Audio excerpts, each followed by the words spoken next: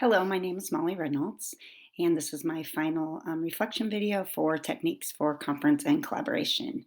Um, the first thing that comes to mind when I think about collaboration and teamwork and consultation is really using the quote, or not the quote, but the statement from Leonard Dube and Mark May, where they described collaborative and cooperative learning as a space where individuals come together to achieve a common goal, and then they also, in turn, benefit from the social experience, the problem solving, the critical thinking experience. When I think about that statement, I know that that can relate to collaboration in the classroom with students and how important that is. But I really think it kind of grounds my thinking in working with individuals in the education field. Um, I think the biggest thing when schools and communities are successful is when they have a group of people or stakeholders that come together for the common good or the mission of that school. And I think that those pieces are what make a school go from good to great. I can use this experience over the last 6 years that I've had as an instructional facilitator. I've been lucky to really work for a principal that has a vision of shared leadership. We have really tried to put that in place with our teachers and developing committees that use the expertise of all of those individuals on the team to work towards our school improvement goals, which is always our what we always go back to, and I think that's been very positive for us. Also, when I think about collaboration, I think of communication and building relationships with trust amongst all members of a team are really how you can get collaboration. And it's based off communication and listening to others and being able to step back and determine what your role is on that team.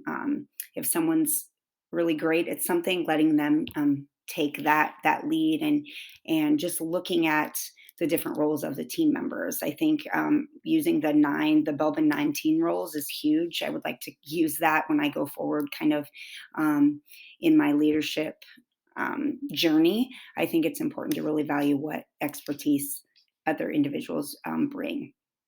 Another area that I want to reflect on is that when we look at our students and looking at our students that come to us the most risk, our EL learners, our students with disabilities, our culturally diverse learners, our students who are coming to our country for the very first time. Um, all students deserve collaboration amongst staff to meet their needs, but these students really deserve an extra level of support and require that extra level of support. And I think that's where the consultation piece really comes into play between the general education teacher and the special education teacher and maybe the speech teacher and all of the general service providers that are needed to meet that students or those individual students needs and providing those levels of support. And if you have that collaboration piece in play, you will be able to meet their needs. Another area I want to touch on is using that problem solving approach. We know that there are many obstacles and challenges and pieces that we go through on a day-to-day basis as being educators. And so we have to what I've learned over the course of the 7 weeks is having really a problem solving approach and going through that problem solving piece, whatever it may be, whatever problem solving approach you choose, but there has to be one. And listening to all sides and using that approach when conflicts arise. I think, and again, if you have that common goal in place, there it will be able to be a resolution will be able to be come to.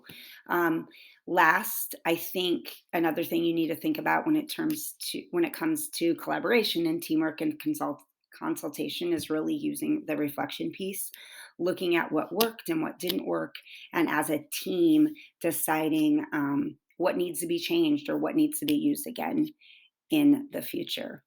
The last part that I really want to use as I go forward in my role as an instructional facilitator, and hopefully in a role in the future, maybe as an assistant principal or principal, is really looking at how to solve conflicts. We know that they are going to be there, and this is something that I'm working on. Not that I shy away from conflict, but I tend to want to fix it quick. And I realize if both parties or all parties are going to get their voices heard and a approach is going to be used that's going to work, it takes time. And so really being able to use that problem solving process and set those goals and work together to achieve when there's a conflict, I think that's the piece I want to take with me as I go forward in my educational journey.